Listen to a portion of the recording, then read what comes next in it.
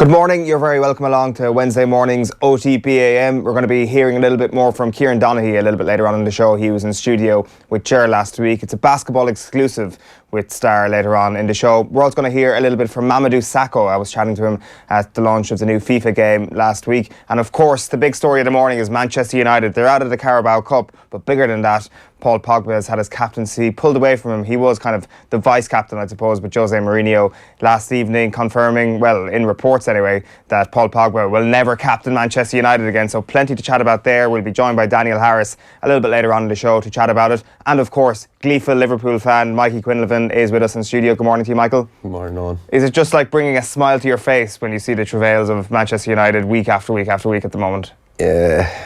It can be hard to get too upbeat about it because, I mean, I've lived through a lot of Manchester United dominance over Liverpool, so I'm reluctant to, go shouting from the rooftops that the demise has happened. But yeah, look, when you look at the trajectory of the two clubs, it's hard not to be happy and when they're your biggest rivals and you've listened to so much and had such a tough upbringing of it. It's quite satisfying. Yeah. Like, it's obviously not going to last forever. So anybody who doesn't enjoy the success of Manchester United should probably enjoy this for as long as it happens, because, like, ultimately when it comes to revenues and things like that, as we saw yesterday, they're in a very healthy position. Yeah. So they're in a position, if they get the right manager in charge, perhaps, or if they manage to sort out whatever José Mourinho is trying to do here, then they have all the resources. They got more resources than everybody else in the world, literally, to do what the hell they want. Yeah, I think it's probably a bit overstated that they're going through a tough patch. I really do think they're still going to get into the top four. They'll more than likely go into the knockout stages of a Champions League, and they've probably running an FA Cup. The problem is for United fans that is top four and only getting into maybe the knockout stages, and I couldn't see them taking out a Real Madrid or a Barcelona or anyone like that, and unfortunately it's just not enough with the history of what's gone on in the last 15 or 20 years under Fergie. And I think it's quite tough for United fans as well when they look around the league. They look at, the rest of the top six. There's new programmes or projects in place in each of them. Sarri has changed the way Chelsea's playing. You've the guy who's after coming in at Arsenal, whose name Unai Emery's after coming in at Arsenal. Your post-Wenger era, where the fans are, going to buy into his project to see what'll come of it.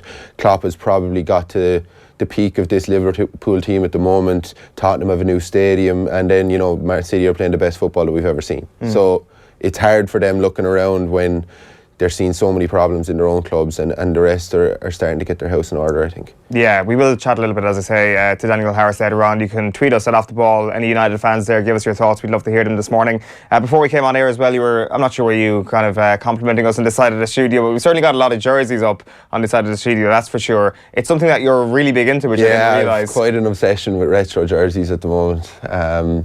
It started actually when I was in Thailand.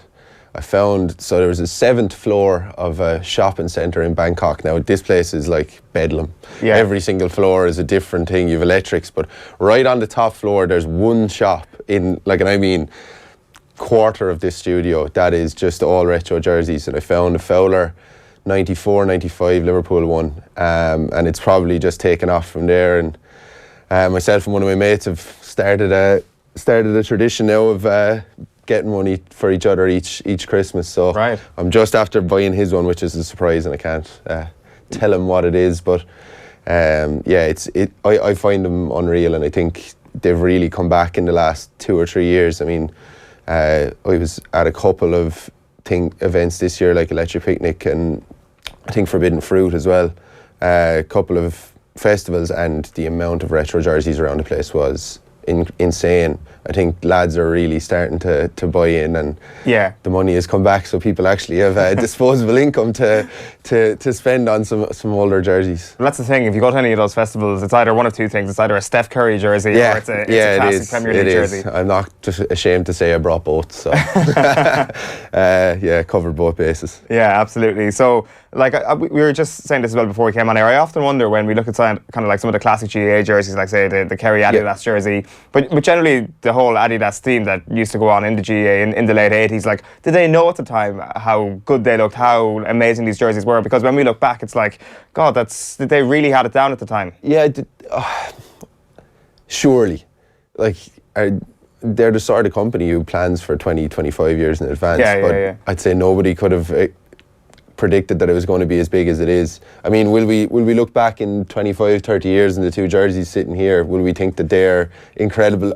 I think it's the material. Yeah. I really do think it's the material. I think, like, obviously it's come on a hell of a lot, and the jerseys are much more robust than they were, but the feeling of the old knitted jersey really, you know, it springs a lot of nostalgia for people, I think. And not ideal for performance, though. No, of course not, especially when they're about 4 sizes too big for you as well. Yeah, so let us know what is your favourite retro jersey. Robbie Fowler for what year? 94? 94, 95, yeah. That's a pretty good start. There it is up on screen. We can't tell you what you're getting your mate for Christmas, but it is something of a similar era anyway. Let's tell you what's coming up on this morning's OTB AM. We're going to bring you the sports pages in just a moment. No surprise whatsoever that last night's Carabao Cup penalty shootout win for Derby County is dominating proceedings there. We'll get into a little bit more about Manchester United, and really they will be the story of the morning anyway, even if they weren't on the pitch last night after the story that came out about Paul Pogba having his captaincy revoked, or his temporary captaincy revoked by José Mourinho. We'll chat to Daniel Harris after 8 o'clock on that one. Mamadou Sakho, that interview is coming up at 8:20. Talks a good bit about his charity work. He missed the World Cup, of course, this year, wasn't selected in the French squad, but he went to Africa and did some fantastic work with his charity. We'll chat to him about that a little bit later on. And then at 9:15, that Kieran Donaghy bit that didn't go out yet, where he talks about basketball and his potential role in the future of Irish basketball, which is coming up at 9:15. And then after 9 o'clock, we'll do a little bit more on Khabib against McGregor. Niall McGrath will join us in studio. But before all that, it's time for the back pages. OTB AM. Thanks to Screwfix.ie, championing the trade with a dedicated call centre.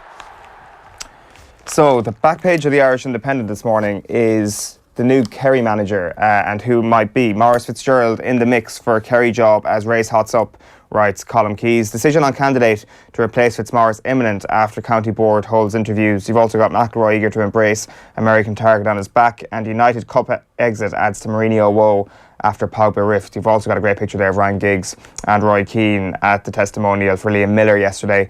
But that big story there on the back page of the Irish Independent, that Maurice Fitz is in the mix for the Kerry job.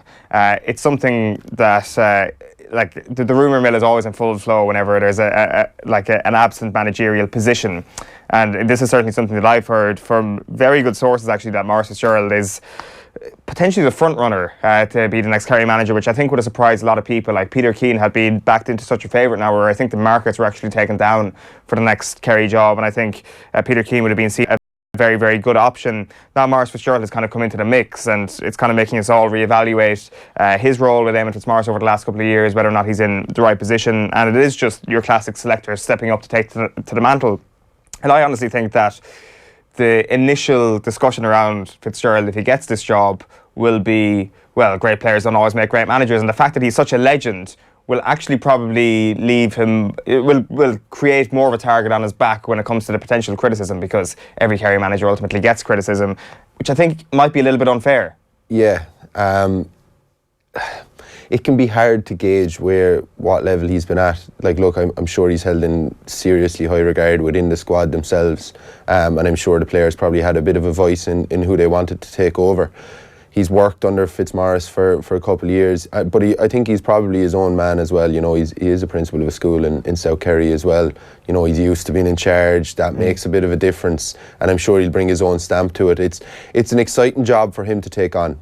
Yeah, because it's not a here and now project. It's developing to try and win a sustained amount of All-Irelands in the next maybe 3 or 4 years, and after that trying to dominate, because they're bringing through a level of talent that the rest of the counties aren't at the moment. Yeah, it's true. It's like, you do wonder if this is just the best template to do, that maybe we overrate the importance of being, say, an underage manager at county level. Of course, you get to know the players, and in this particular role, it's important. Yeah, it's a completely different ball game. Yeah. I mean, you don't have to worry about players' lives as much when it's younger. I mean, bar school and exams, they're your two biggest hindrances. You don't have a lot of, you don't have families, you don't have careers. There's a lot more going on with older players, and you know, trying to get the buy-in from older players can actually be a lot tougher as well. So it is, while underage management is very good and it's a great basis to go on to manage some older teams, it definitely isn't the same thing, I don't think. No, I don't think so, but that's not to say that Peter Keane still isn't a great candidate, and he's still probably very much in the mix. Like Colm Keys here is saying that a decision has not been made. Like when it comes to the rumours that you hear around these things, you hear signed, sealed, delivered, it's done, Maurice Fitzgerald is the Kerry manager, which is... Well, you're probably talking about two of the biggest rumour mill jobs between the Kerry football job and the Tip hurling job over the last couple of weeks. So. Exactly, but at least if they managed to nail down the Tip one, like... You do wonder, like, just taking that into account then, about the idea that being a senior county manager is probably the most important experience you can have, or being involved at a camp, that your own Liam Kearns didn't actually get more of a link to this Kerry job. He was probably unlucky, but I don't think within Kerry they seem to promote from within. It's kind of like the All Blacks down there, isn't it? I don't think they're coming in for Joe Smith anytime soon. You think that as soon as he left the tents, that was it for the time being? It just seems to be the way that it's done down there. I think it's promoted, and I suppose it fosters people who have an ambition to take the Kerry job to stay, you know, and get a grounding within the underage structures and move up, like Peter Keane has, like Fitzgerald has, Fitzmaurice. Jack O'Connor is currently doing it as well, and that's just the way it is. We're obviously delighted in Tipperary that he hasn't or wasn't maybe interviewed for the role. It's great for us, but I'm sure he was. If they were thinking of a change of structure, I'm sure he'd be on their mind. Yeah, I'm sure he would be. We'll move on to the Irish Times this morning. They're going with a 2-page spread at the front of their sports section on the Ryder Cup. Woods looking to bring winning momentum to Team USA, says Philip Reid, and focus turns quickly to the speed of the greens. We're going to get into our proper preview tomorrow morning here on OTB AM. Nathan and Joe have made the trip to Paris, where it's on at Le Golf National this weekend. It's exciting times. Like, I mean, it's great that it is a Ryder Cup year, because ordinarily the Tour Championship would have happened last year, and then suddenly you may as well be reading like tournament previews for the Masters already at this point. But thank God we have just like one more week of like top level golf that everybody is going to be watching involving Tiger. And I mean, the scenes on Sunday evening were just incredible. You know, golf has always been a popular sport, but golf with Tiger is like, it's a different ball game altogether. And you know, I mean, the hype going around Paris next week or this weekend will be just incredible with him playing, and you know, there's going to be such a spotlight on the matches that he's involved in. So, would you like being at your TV on a Sunday night when Tiger was in his real pomp watching those majors? Because I certainly wasn't. I certainly got into the Tiger hype a little bit late in his career, as in the first time that I was a real intense watching it from Thursday through to Sunday fan was probably around Torrey Pines in 2009, and that was of course the last major that Tiger won. So there's certainly an element of me that's like, God, I wish I was just that little bit more, a little bit older to actually have a little bit more of Tiger in his pomp and watching him time and time again doing what he did. That I'm just so thankful that he is back. Yeah, it was probably a bit too early for me as well. You just don't appreciate it as much until you know you grasp the level of competition that he's playing against and how much he's had to go through. So yeah, it's great to maybe, you know, get your own experience of Tiger Woods now for the next while. But I think it will be an incredible day if he ever wins another major. Yeah, you wouldn't bet against it. Like, I mean, I'd bet on it. In fact, Mickelson came out during the week and said that he's hitting the ball better than he's ever seen it. So, I mean, and I'm sure he knows him pretty well. The old Mickelson versus Tiger matchup now is just kind of looking like a write-off. It's like it used to be two old men, and now it looks like one old man. I don't want to do Phil Mickelson too much of a disservice. And one fella who's back playing some of his best golf. Yeah, not some of his best golf, but close to the best golf in the world right now. Yeah. Handy, go around for 18 holes of golf for 9 million quid. I think he beat him by 24 strokes. Was it at did Phil finish like 12 over or something last weekend? Yeah, he was last, I think, wasn't he? So Phil is making a killing off that is what I would suggest. The Irish Examiner sports section this morning is filled with gratitude. Miller family expressed their heartfelt thanks to packed park. Great pull-out supplement as well in the Irish Examiner souvenir for anybody who wants it on the Liam Miller testimonial yesterday. A brilliant event, and it's always funny when it comes to these testimonials, particularly given some of the talent on show yesterday. Just the competitive nature that's just lying a little bit below the surface, and not even on the pitch. Even listening to Keith Andrews yesterday on co-commentary for Virgin Media Sport when he was talking about, well, he was properly analysing the game. He was as if this was a Champions League match involving Manchester United in Old Trafford. He commentated as such, and he really watched it as a real competitive game of football, which I think most people there were actually taking it that seriously. Yeah, I suppose for everyone stepping on the field, it was a competitive game of football, though. I think Roy Keane was seen barking orders at a few people. So, yeah, look, it is a fantastic event and a very well run, and it shows you that the regard that Liam Miller was held in, that for the standard of players that actually came over and put their talents on show, and it looks like it to have been a resounding success. Yeah, we can see David Ford on screen there, smiling at Roy before he took a penalty that was ultimately saved. Keano afterwards said, well, sure, David Ford had an advantage because we used to train together, and I used to run a few things by him when it came to penalties and training and all that sort of stuff. So he got his excuses in. Dennis Irwin didn't make any mistakes, no. Did he? I don't think anyone would have bet against him either. Absolutely not. Robbie Keane's goal, that was, when you talk about a competitive edge under the surface, well, Robbie Keane was making no qualms about his competitive edge yesterday. Really, like a proper game face on. There is Dennis Irwin after he scored his penalty yesterday. Louis Saha's goal was probably the goal of the match, and I think everybody was saying afterwards that he's in fantastic shape and all that sort of stuff. He still looked a little bit gassed after he put it into the back of the net. His celebration was just kind of like, right, let me take a few deep breaths here and walk back to the halfway line. Because everybody was just talking, particularly people who aren't from Ireland who were playing yesterday, just talking about the sheer size of the Páirc Uí Chaoimh pitch, which you didn't even take into account. No, I think there was a huge amount of space behind the goals, which really comes to fore. It kind of reminds you of when Ireland used to play in Croke Park, and there was just space everywhere. The ball wouldn't come back into play for about 10 minutes after it went over the sideline, I'd say. The Times Ireland edition this morning goes with the same story. United they stand for a lost comrade. There is Roy Keane wearing the captain's armband in the Manchester United jersey. A great sight to see once again. Rice will need time to decide, so naturally this was something that was discussed yesterday when you had the likes of Martin O'Neill and Roy Keane doing the rounds. So Gary Doyle saying that despite reports Declan Rice is edging towards England rather than Ireland as he continues to deliberate over his international future, it appears as though no decision is imminent. Now, John O'Shea was speaking yesterday. He says that we need to give him the time to make up his own mind, and hopefully he will pick Ireland. Now, whether or not that suggests that, you'd imagine with a lot of these ex-players, when it comes to us being in the rumour mill for the GEA stories, they would be in the rumour mill when it comes to Declan Rice, you'd suspect.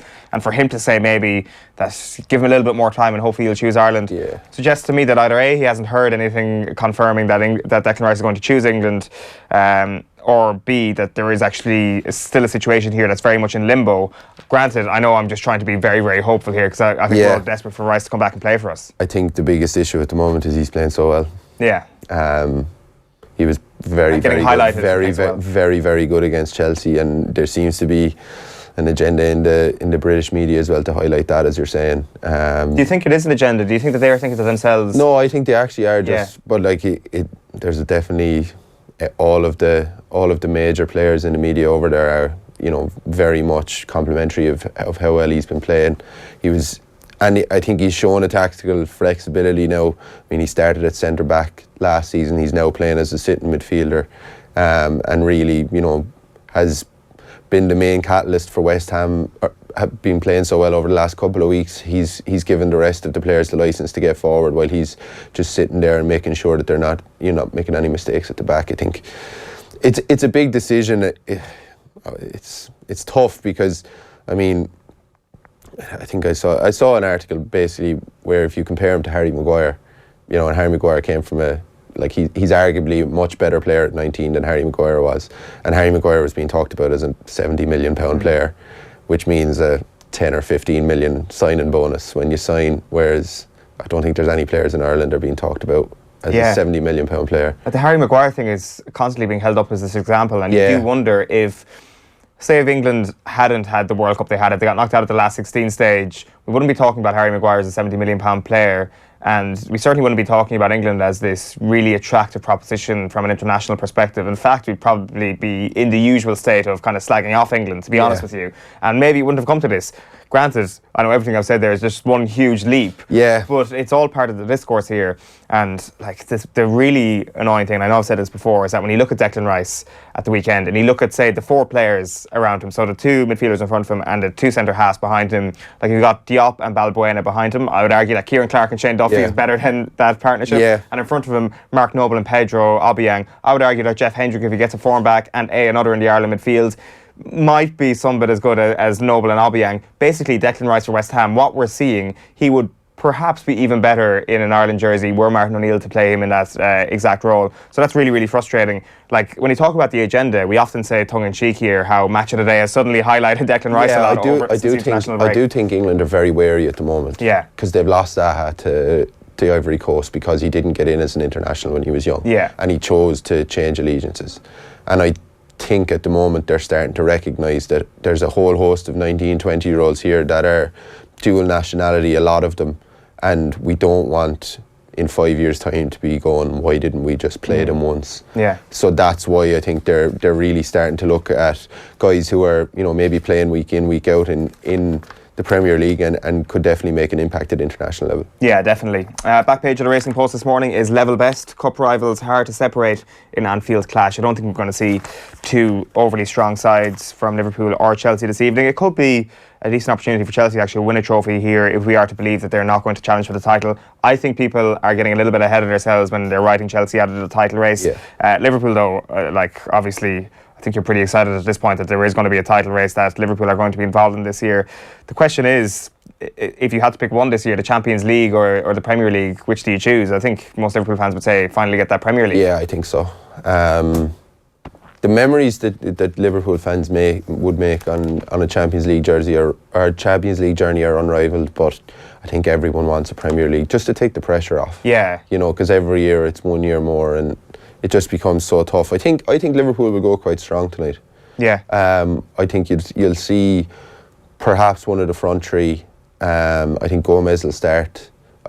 The 2 fullbacks will change, and I think Alisson, although he said Mignolet will start, so he's been the biggest change for me, Alisson, because what he's allowing the defence to do is push 5 yards further up the field, because Van Dijk and Gomez don't have an eye over the shoulder to see where Mignolet is and to be trying to cover that space. How many times do you see, like where Liverpool are playing against someone, they win the ball back in their own half and they're knocking it forward, and Van Dijk and Gomez are just taking the ball back, and it's relentless.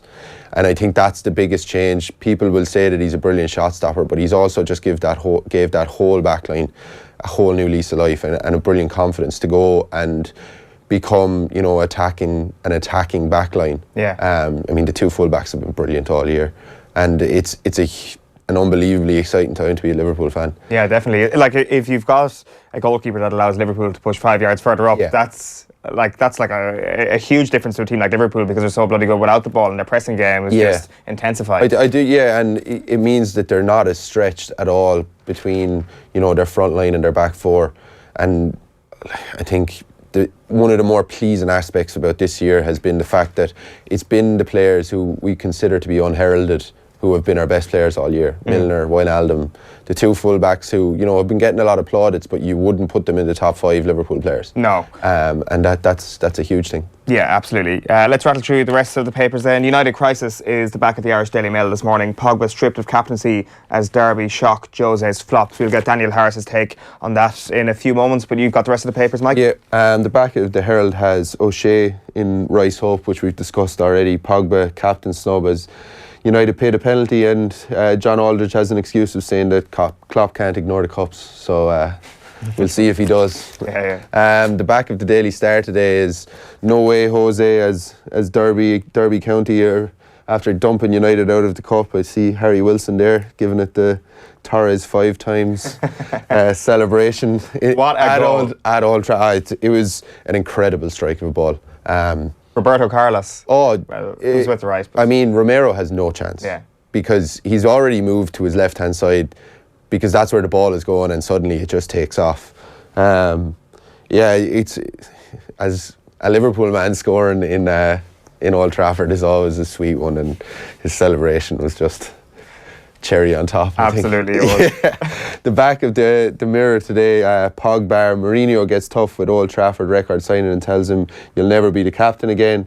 Tigers on a ride on a ticket to Ryder, and Stars out to honour tragic Liam, so pretty much the same. The back of the Daily Telegraph shows Mourinho with his head in his hands, United turmoil, which we'll discuss soon enough, and the back of the UK Independent, I think it is, United in crisis, Pogba punished before Rams raid Old Trafford. Yeah, nice one, Mikey. So we are going to be chatting to Daniel Harris in just a moment about that last night, about Manchester United's defeat to Derby County and what the hell is happening behind closed doors. Another chapter yet again with Pogba stripped of the captaincy. Before all that, let's hear from the man himself, José Mourinho, speaking after their defeat in the Carabao Cup last night. The Carabao Cup is not a worry anymore because we don't play until the next season. Is the minor of the competitions we are involved, but I would lie if I say that we threw the match away. No, we want to win the match, and we are disappointed that we drew. And like I told the players in team talk before the match, the new rules, which I agree with the new rules, and I don't disagree because I lost, the new rules would put the favorite team more in danger, because with the draw you had in the past 30 more minutes to play, without the extra time you go direct to penalties, and I think goes against the team that normally in 30 minutes extra time would win the match. So then you go to penalties, and I never blame a player to lose a penalty, especially because we know clearly, because we trained, and because we knew that when it goes in the direction of Jones, Eric Bailly, we would be in trouble then. No, the only truth is that I made the decision of Paul not to be the second captain anymore, but no fallout, no problems at all. The same person that decides that Paul is not the second captain anymore was exactly the same person that decides that Paul was the second captain. Myself, I'm the manager, I can make these decisions. No fallout at all, no problems at all, just one decision that I don't have to explain. Thank you. Yeah, José Mourinho there speaking in the wake of Manchester United's defeat to Derby County in the Carabao Cup. Paul Pogba no longer the vice-captain for Manchester United. Daniel Harris, good morning to you. So the initial thing that kind of struck me here from seeing this is, why the hell did José Mourinho ever make Paul Pogba vice-captain? I guess it was some kind of attempt at a rapprochement where he's saying, I'm going to trust you. I'm going to trust you to do all the things I want you to do. And also, there aren't that many players in the team. There aren't very many candidates. There's not much personality in the team. And there's not much top class in the team. And there aren't that many players. You could say automatic selections. Really, like looking back, the sensible thing would have been to make De Gea captain, probably, because it's the best player in the team. He seems to just do what the necessary is, and gets picked every week. Yeah, absolutely. So when you kind of look at that, like as an overall thing, the idea of Paul Pogba as vice-captain was something, I guess, as you say, to try and tackle what might be seen as kind of a slight on José Mourinho's authority. And overall, Paul Pogba, what he said after the first night of the season, when he had to keep things to himself, I think after the Leicester game, that there are some things that he can say and some things that might get him a fine. But now it seems that those things have been aired in public. But José Mourinho would have been privy to all of this. He surely would have been he would have known what the idea of what Paul Pogba was trying to say after that first night in Leicester. It's just that he said it in public now. It is the attack comment after the weekend. Surely this is why this has happened. I mean, I thought, that attack comment was ridiculous, really. I mean, I think the way that they played against Wolves, to me, it didn't particularly seem like they weren't looking to score. It just seemed like they didn't know how to score. It was more an error of method rather than of philosophy or whatever you want to call it.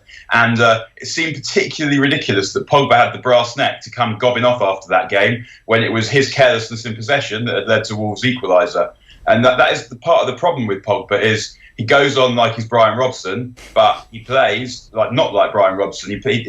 His assist for the goal was beautiful, but he didn't do very much else in the game. And when that is the case, you don't really have the political capital to go about like you're something that you're not. Paul Pogba's an amazing talent, but we're not seeing the best of that amazing talent. We haven't seen the best of that amazing talent in more than 2 years at United. And it seems that he needs everything to be perfectly as he wants it to be in order to be the player that he should be. And that's not a great player.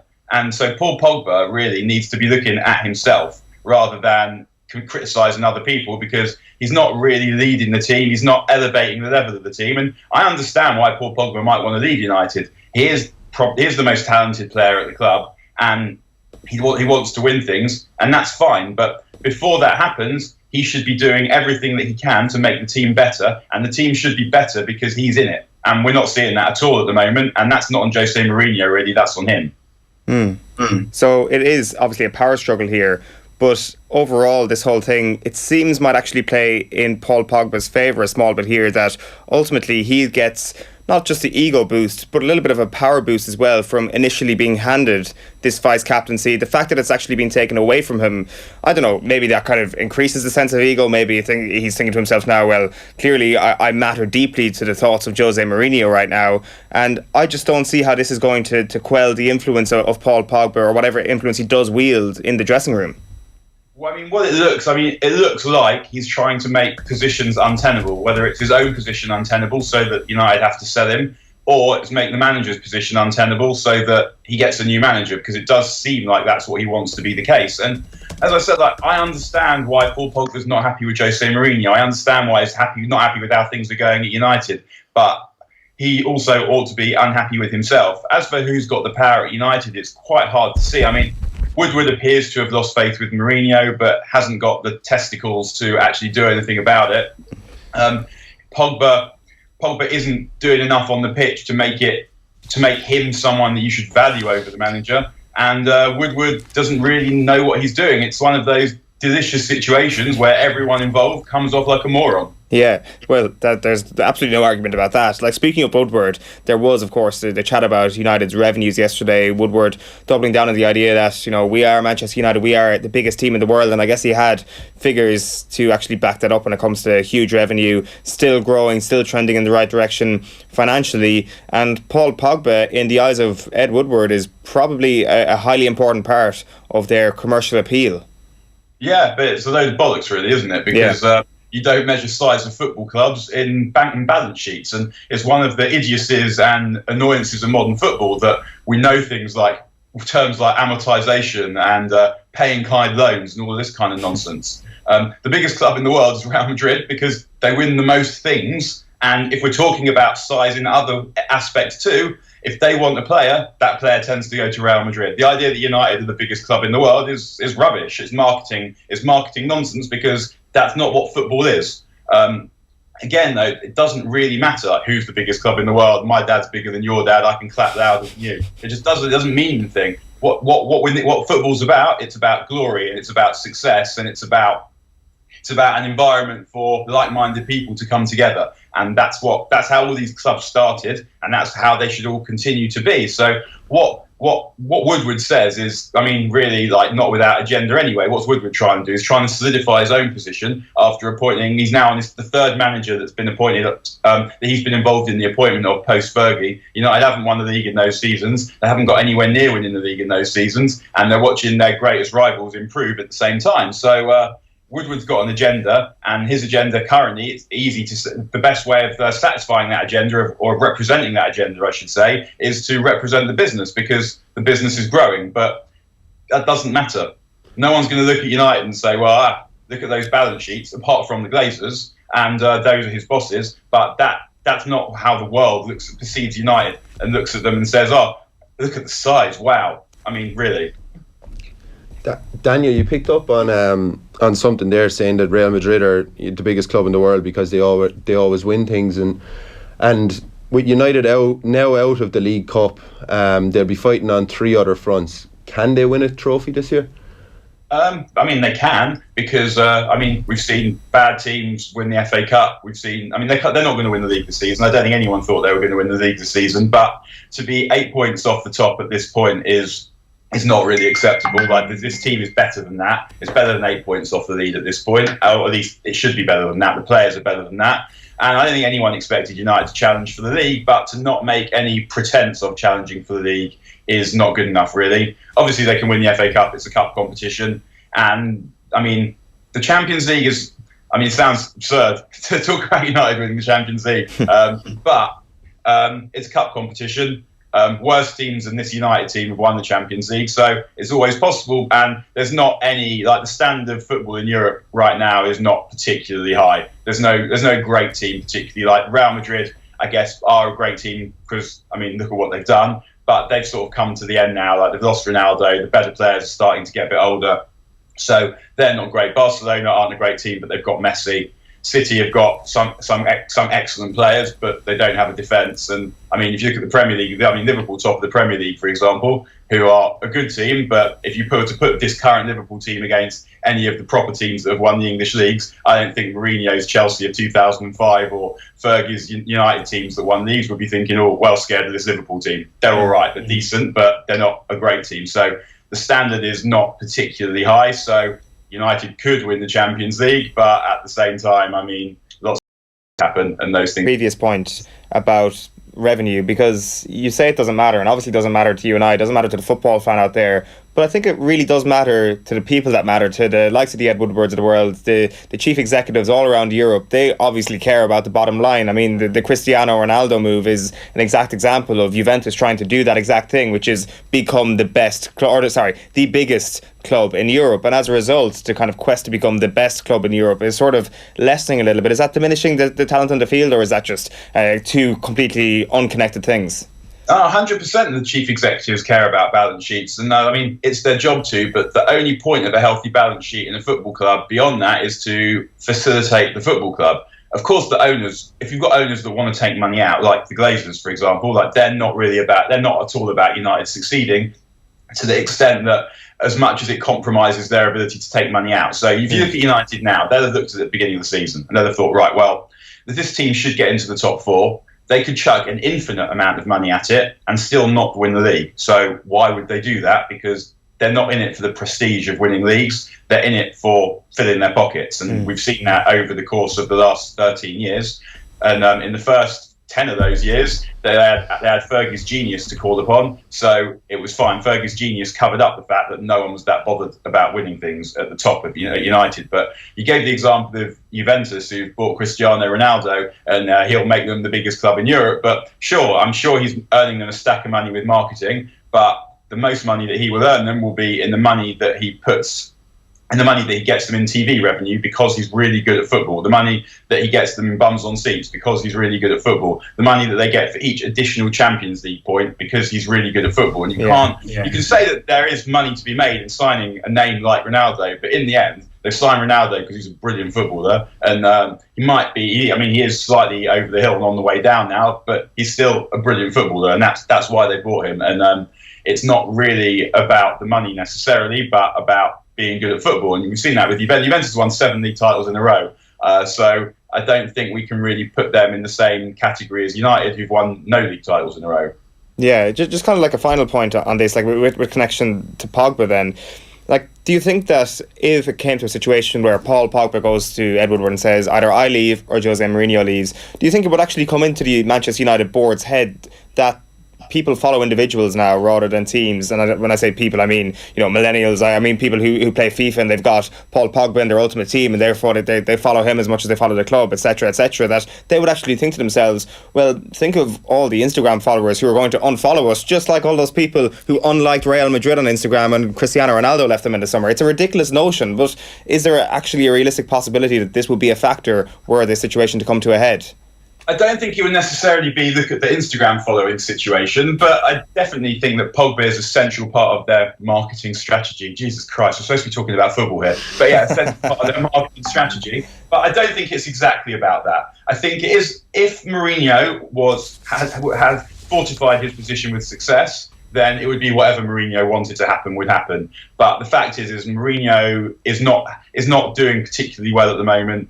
The team don't look like they're knowing what they're doing. They do still look like they're playing for him, but it's hard to see what the plan is. And although it's a Mourinho, it's a really difficult situation, I said, where everyone is wrong, but Mourinho has improved United in the time that he's been there. He's done an okay job until now, but clearly the board don't back him because they refused to back him in the summer. And not only that, but they publicly challenged his judgment. So if Pogba went to Woodward and said it's him or me, I definitely think that Woodward would be thinking about it, but not solely for money, but also because I think that he's lost faith with Mourinho, not without reason. But at the same time, Woodward is not qualified to make any kind of football decision whatsoever, and we've seen that over and over again. So, there's no good outcome to that. And for me, as someone, I support Manchester United, so looking at it as a supporter, I want Pogba to stay. But at the same time, if Pogba went and said either me or the manager goes, I'd give Pogba a lift to the airport, because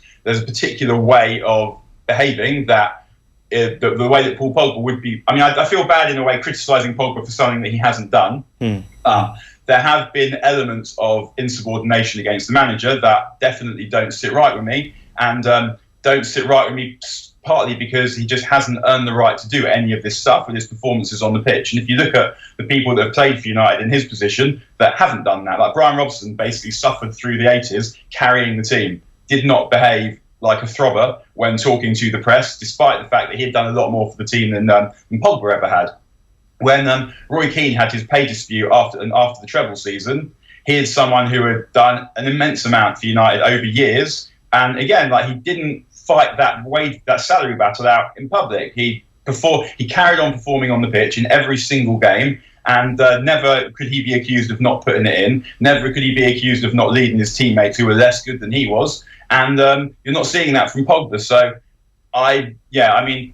there's plenty of wrong in Mourinho, not getting the best out of Pogba, not putting the right players around Pogba and stuff. But at the same time, Pogba seems to be a kind of guy who wants everything to be exactly to his choosing in order to succeed. And watching him on the pitch, sometimes it looks like he's decided, I'm going to play well today, I'm not going to play well today. And so if it did come to a Pogba or Mourinho situation, almost reluctantly, for me, it would be Mourinho. And anyway, I don't trust Ed Woodward to make the right decision. So what are you going to do? Yeah, it's a rather dystopian future that I think we're all living in, and we're actually having conversations about Instagram people unliking you if your star player leaves. But there is a supposedly good game of football actually happening tonight between Liverpool and Chelsea in the Carabao Cup. When you think about those sort of free spirits that exist in football clubs, the likes of Paul Pogba, it strikes me that Maurizio Sarri would be a perfect manager for Manchester United at this point. If you look at this Chelsea team this season and the way Eden Hazard is playing, just in that freer role, of course, the idea of Hazard as someone who would let the team down and who would go off in a huff, he doesn't have that potential anywhere near like Paul Pogba does, but it does seem that he's being helped hugely by the fact that he's got a manager who's quite understanding of his needs to be to fulfill a role that's full of flair. Yeah, Sarri's an interesting example, and not just Sarri, but also even Frank Lampard, whose team we saw last night, and Bielsa at Leeds, where managers have come in and in a matter of weeks they've changed the way that a team plays and got them playing good football in a way that Mourinho hasn't been able to do in 2 years. And it's true that Sarri has got Hazard playing well, but then Mourinho managed that too. But I think the comparison with Mourinho and Sarri doesn't look right for Mourinho when you look at how quickly they've managed to get a team playing well, incorporate by two new midfield players, and got them doing it. It's also fair to say that Chelsea haven't had a particularly challenging schedule, but he has got them playing in a particular way, in the way that all Sarri teams play, very quickly. And that doesn't look good for Mourinho, much more so than what he's getting out of Hazard, because I think Mourinho got good football out of Hazard too. As far as comparing Hazard and Pogba go, I think Hazard's slightly different because Hazard's an attacker, so he doesn't have as much responsibility, and he's also a bit further along in his career than Pogba is. But there are definitely, as I said, the comparison between Mourinho and Sarri doesn't look particularly good for Mourinho, other than if you look at what Sarri has done in the game in a lot of years and what Mourinho has done in the game. The problem for Mourinho is, over the last bit of time, it's looked like he's lost the magic. He's not rubbish. He's still, getting that team to second place last season was as high as that team was ever going to get. The way that he got them there was not so good, but Mourinho appears to have lost his magic and is kind of frantically searching to find something, and it doesn't really look like that's something that's likely to happen in the future. As for Sarri, he's someone who seems to have hit his stride at a much older age than Mourinho did, and it'll be interesting to see how Liverpool do against Chelsea, but I would have Chelsea do against Liverpool tonight. But I think what will probably happen is Jurgen Klopp won't play a full team, because he knows that much as he needs to win something, what he really needs to do is win the league, and that's what he'll be trying to do. Daniel, has Maurizio Sarri been in a bit of an envious position that he's able to take Jorginho from Napoli and build literally his whole team around him, because I mean, he's touching the ball 2 times every minute over the last while. So it's a bit of a hard sell that's saying that his impact is better than Mourinho's, because, I mean, he's literally just imported the player that he built his team around at Napoli. Not necessarily. I mean, I don't think his impact, it's not so much his impact has been better than Mourinho. It's more about imposing a particular style on the team in a very short period of time. It's not whether he's made a team better than Mourinho, it's that he's turned up and said, this is the way that my team's going to play. And he's got them playing like that over the course of a pre-season. And the way that they're playing is with some style and some intensity and some pace. It's not really about, in the point that I was making, whether they're actually any good or not.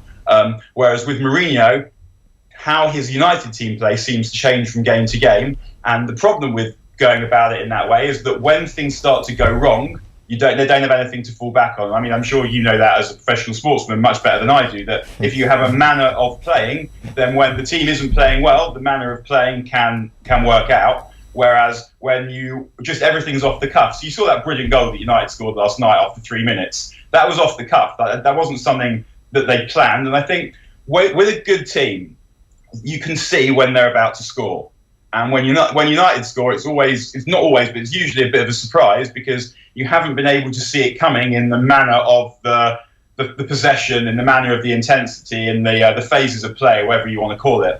And what Sarri has done, he's taken the bloke from Napoli who made his team tick. But I mean, that's the game, isn't it? He decided he wanted to play in a particular way. Who's going to make me able to do that? And he went and got them. And such was his allure that Jorginho preferred to go and play for Sarri than go and play for Guardiola, who's an all-time great, and play for the champions of England. He decided to go and play for a manager because he wanted to play for that manager, or for whatever. I mean, maybe there are other reasons as well, but his ability to go and get Jorginho was not something that was particularly easy, probably, because he had to compete to get him. And it doesn't matter in the end. He knew what to do to get his team playing in the way that he wanted. He knew what the way that he wanted was, and he's gone and done it. And it doesn't really matter how he did it. It's not cheating to go and get a player who you knew to be good, because Mourinho went and got Matic, and I know who I would prefer if you offered me Jorginho and Matic. And so I don't think that's fair on Sarri particularly. But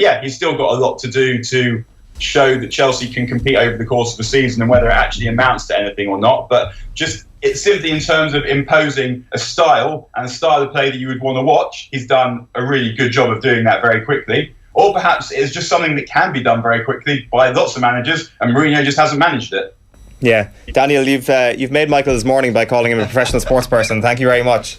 Cheers, see you again. We'll get to your comments on the football in just a moment. There's plenty coming in, plenty about Liverpool, plenty about Manchester United. But before all that, last week I went over to London for the EA Sports FIFA 19 Ratings Awards. We were there to speak to a host of professional footballers. You can watch yesterday's interview with David Myler back over on our YouTube channel. That's youtube.com/offtheball. But we also caught up with Mamadou Sakho for a chat about footballers in 2018, playing FIFA and his charity work. EA Sports FIFA 19 is out now on PlayStation 4, Xbox One and all platforms. Head over to easports.com to get your copy. Here's how we got on with Mamadou. Okay, so Mamadou Sakho, great to chat to you. How are you? I'm good, thank you. You? So we're here, as we can see behind you, at the launch of FIFA 19. Have you seen your rating yet? Have you played the game yet? No, already, but I will. Yeah, do you play much FIFA? Yeah, sometime at home with some friends, of course. Are you any good? I'm quite good. Is it a big thing in the Crystal Palace changing room? Yeah, of course. Before each game, when we are staying in the hotel, right? Lots of players like to play together in one room. Yeah. So it's quite nice. Who's the best in the Crystal Palace dressing room? I think Wilf.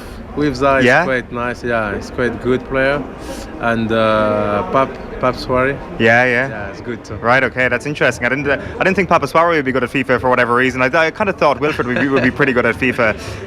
It's interesting when we talk about the likes of FIFA, and like when I was telling people that I was going to be chatting to you today, everybody's like Mamadou Sakho and his Snapchat, and that's what everybody, like a certain generation, kind of knows you as the king of Snapchat, let's say, and maybe you and Benjamin Mendy, let's just put it like that. But when we talk about that sort of things, and we talk about FIFA and we talk about video games, like there was a lot of criticism last year about Roy Hodgson coming in to manage Crystal Palace because he didn't know anything about the new age or what young people like to do. Have you found that to be the case working with Roy? No, you know, for me, we all know now we are living in 2018. You know, so yeah, all the generation is new. You know, we are living with new iPad. Everything is quick. You know, I think the technology is going quick, and even for the FIFA game. You know, when I remember when I was young, FIFA. You know, the first FIFA. It was really difficult to play with. What was your first FIFA? Oh, maybe 2000. 2000, right? Yeah, okay. 2000. That was when it started to get quite good. Yeah. Mine was 2004, and you had like the first. You can control players off the ball, which was absolutely insane. Yeah. And so, what was the first year you played with yourself on FIFA? When Mamadou Sakho was one of the players available. yeah, but I think it was for PSG 2008. What was that like? Was that a strange feeling?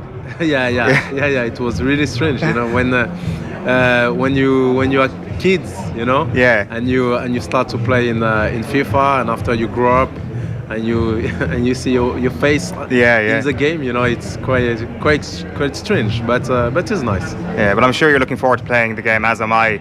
I wanted to talk to you a little bit about this summer. Yeah. Talk to us a little bit about where you went and what you did during the summer. During the summer, I went. I make an African tour for my charity called AMSAC, Association Mamadou Sakho. So I like to go in few countries just to speak with the kids.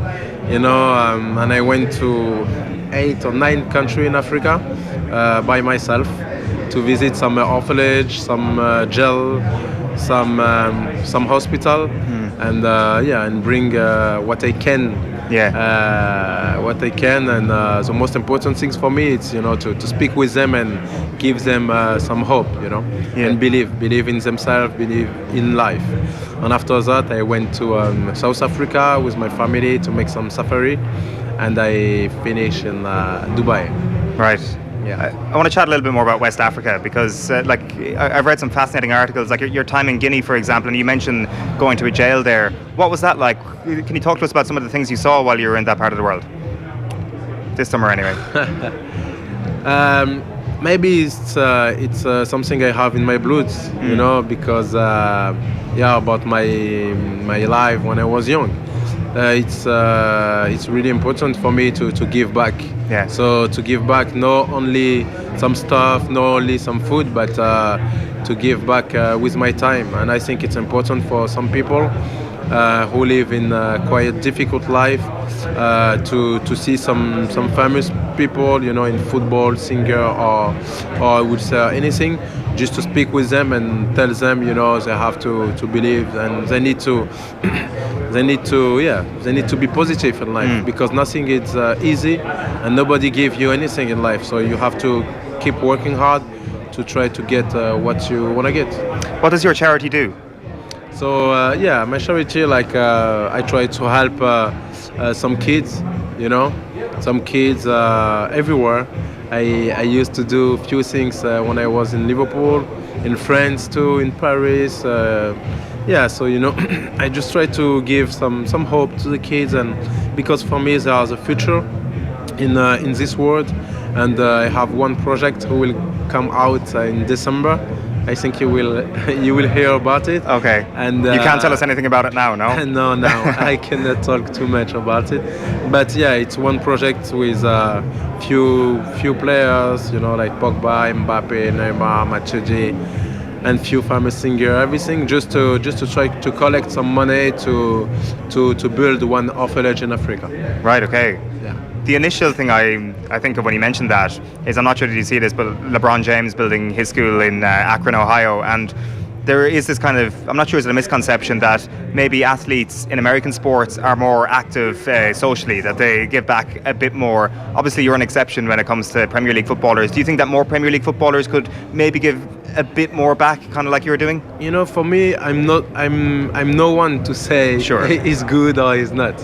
Just I have my own conception of life, you know, and just in my mind I don't need to people say, oh, Mama is a good guy or something. I know where I come from, and I know where I want to go. Just for me, it's you know, of course, if you have more players if we are doing the same kind of things. Of course, players and different kind of people, who have big company. If everybody help a little bit with his force, like I said, if you have only salt to help somebody with salt, you can do it. And if you have enough money to build city of orphanage, do it too. So I just try to do what I like to do, and of course I hope a few players will do more and more and more. Yeah, it's a growing trend. Like I saw Juan Mata is one of a number of players who give 1% of their wages or something to charity. Like obviously you're doing your own thing, so you wouldn't be required. I think that's a fantastic idea. I'm not sure about you. Yeah, of course. I think it's really nice. We all have our own vision of life, our own vision of charity too. Some people help, but they don't want to put on social media. And me, I put in social media just to show, like we all can do it. Because when you are footballers and 1 million people watch your pictures, I think you can give few positive message. So that's my point. Well, it's great. I think more athletes could learn from your point of view in terms of giving back. I did mention this summer. Was it? Of course, you had time in your hands this summer. I hate to bring it up. Was it disappointing not making the World Cup? You made the preliminary squad with France, and no, it wasn't disappointing. No. You were okay. You got over it pretty quickly. I'm always okay. I know where I come from, and I know where I'm going. So really, I was really happy for my country, for my friends. Sure. They won the World Cup. They deserve it, and really, I was so proud about that. And like I said, I was proud to be called in the 30 players for World Cup. Yeah. Because I come from really far with my doping story, I would say, and I was clearly after, so it was sad story, but I was really proud because I come from far, and of course my objective is to put one day my national team shirt again, because everything was really good at that time, and I had a bad story, sad story, but it's fine. I look far away, and I'm always positive in life. Absolutely. When you make a lot of charity work, it puts it in perspective. And I think everything you have in your life, you put one step back and you look far. Yeah, and that's a great attitude. Things. Do you think you'll play in the France team once again? What do you say? Do you think you'll play for France once again?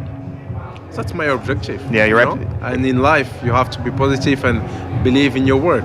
So you believe in God, you believe in your work, and you make your job. And after everything, it's between God's hands. What about, and on a final point, in terms of your club career, starting to get a bit of momentum back, aren't you, with Crystal Palace? Good start to the season.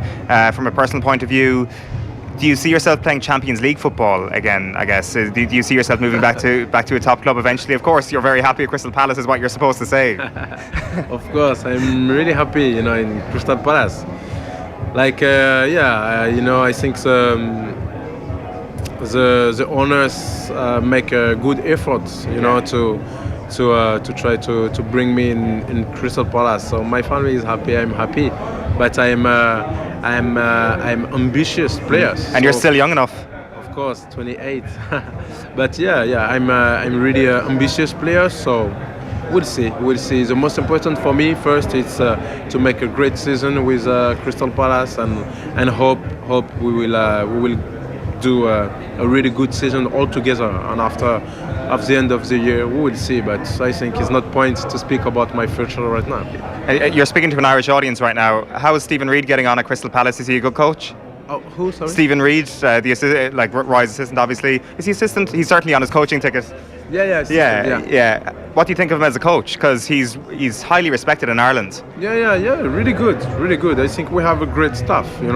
We have an experienced manager, really good players, and I think. And we saw in this summer, the owners bring quite good players, just to help all the squad. So I think everything is positive.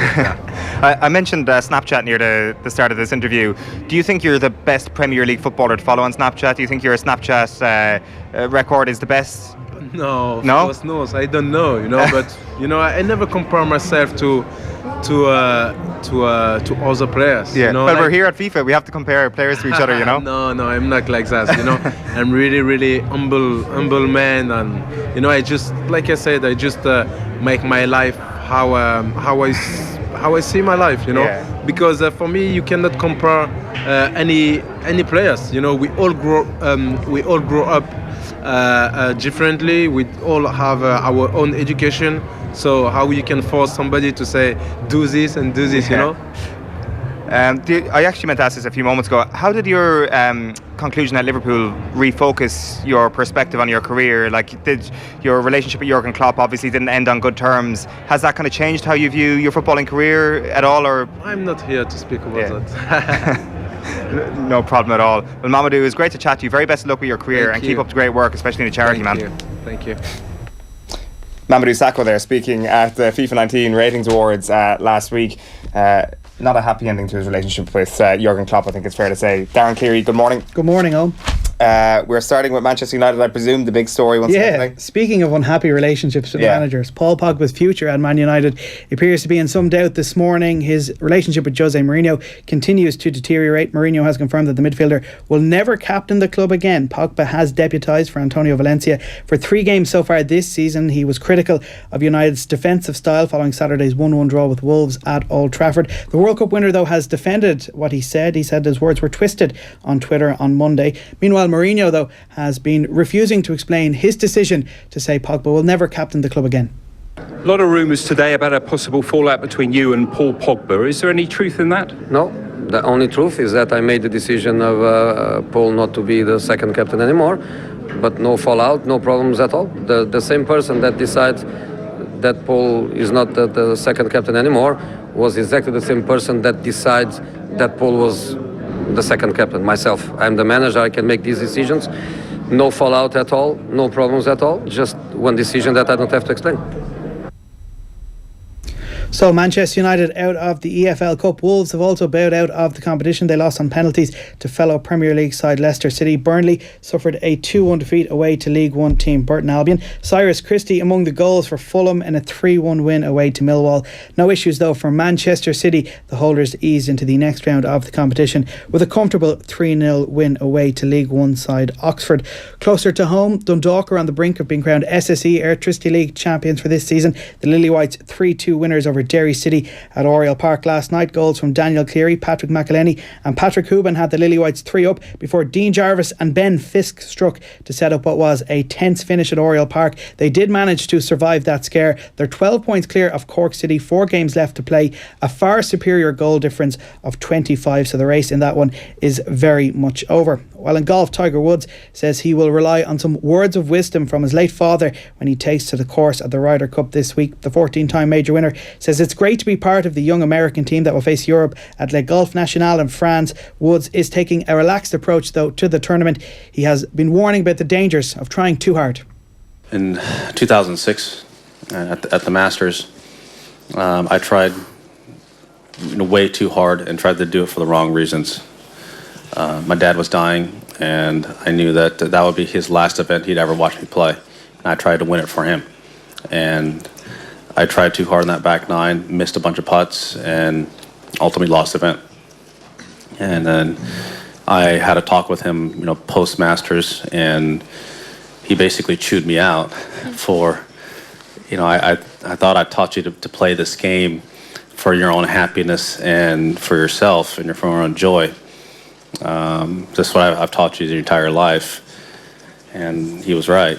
And, lo and behold, I go ahead and win the Open Championship, a couple months later. So that's the only time I've ever gone outside of the window and tried too hard. Finally, Gaelic Games and Moy have confirmed they'll be appealing against a decision made by the Tyrone County Board. They found that the incident, which resulted in a facial and head injury to Sean Kavanagh, was adjudicated appropriately on the day. Their Tyrone Senior Championship match against Eden Dork made the headlines 10 days ago. The referee produced 27 cards, including 1 red. Officials ruled that the incident that left Kavanagh with a broken nose and a concussion merited no sanction on the field, and the referee subsequently backed after an investigation by the Tyrone Central Competitions Control Committee. Has anything like that ever happened to you? 27 cards in a match is fair going, isn't it? Were they trying to set some sort of that one record? didn't even get a card, as far as I know. I don't think that incident merited a card for the person also responsible. Like, have you seen anything like that happen before? No, it's never. It's hard to make a judgment without seeing a video or anything, though. I do say that, but something like that, it can be very hard for something accidental. For you don't run into a guy and be left with that injury. I don't think so. No. It doesn't look good at all. But that is all. We should say as well that the incident was deemed to be accidental by the county board. This is what Moy have said in their statement. I'll bring that to you before we finish up. They say, having considered the video, we wish to express our disappointment and dismay with the outcome. So they actually have seen the video on this.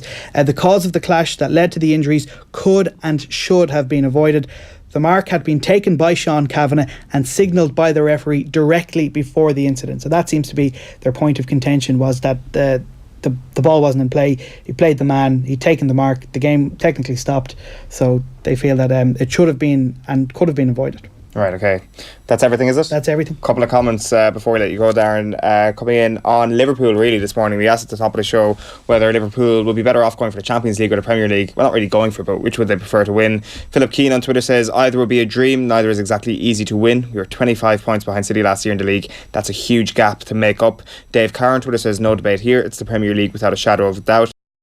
Shields on Twitter says, stupid question, go for both, only option. And Forward to the Past on YouTube says, 29 years since we won a league, so the Premier League for sure. Also, so we can shut up the other teams that have won the Premier League. Also, as Liverpool are one of the biggest clubs in world football, a title under Klopp with the current squad propels them to a different level.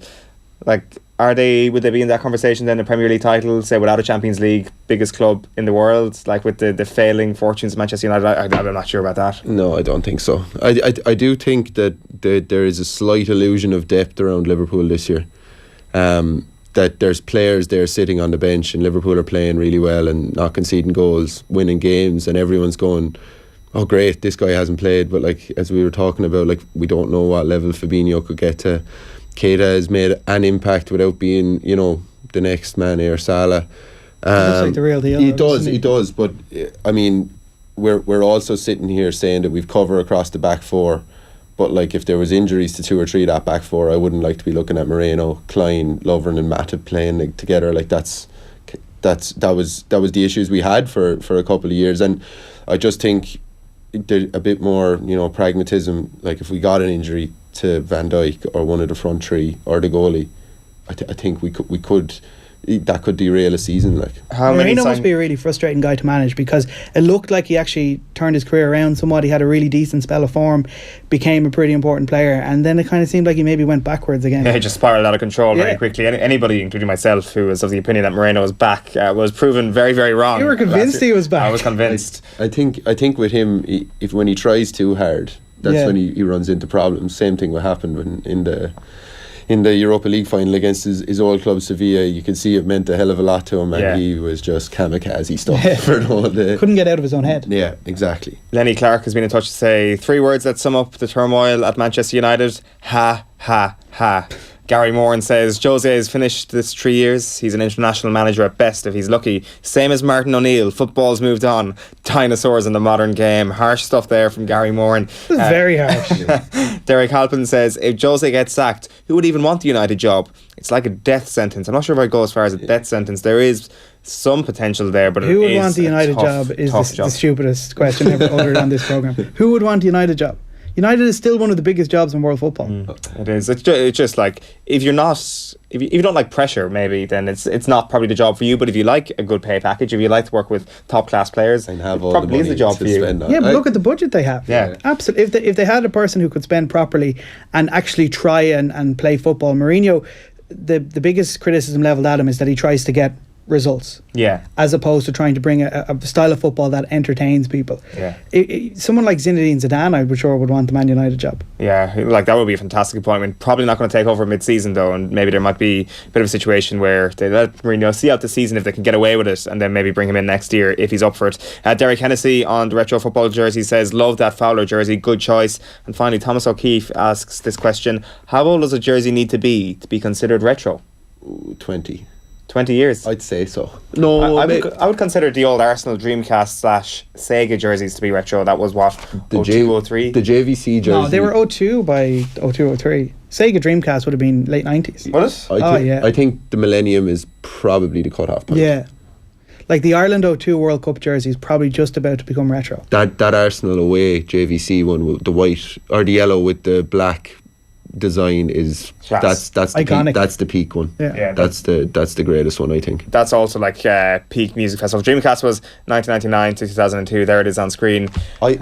The JVC one's better. Dreamcast isn't as good. That also looks like that's been photoshopped and somebody just opened up a box on paint and written the word Streamcast in it. Jerseys have gone back to the way they used to because they actually quite look like that now. They're a more simpler style, a lot of the generic jerseys nowadays. You can see they're coming back because, during the World Cup, all of the Adidas kits were all modelled on either 1990, 92 or 94. Yeah. Germany, I think Belgium, the Belgium away one. There's a couple more. Colombia, obviously. Yeah, Colombia as well. It's coming back. There it is. That is a jersey. If anybody sees any of those on eBay for like a tenner, let me know, and I want to buy one of those straight away. Darren, thanks a million for all of that.